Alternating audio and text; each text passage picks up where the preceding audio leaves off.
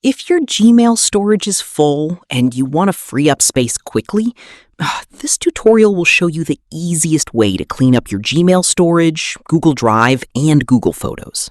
First, open Gmail and tap on your profile picture in the top right corner.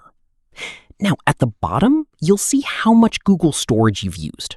Tap on it.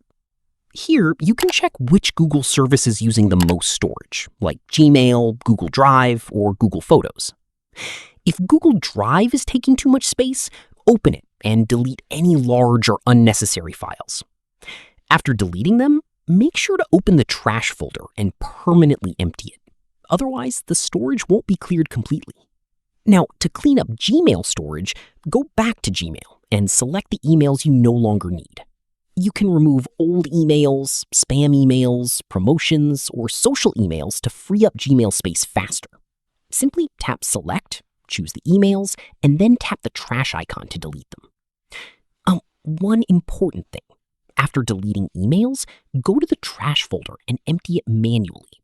That's what actually frees up your Google storage. And that's how you can clean up Gmail storage and get more free space on your Google account.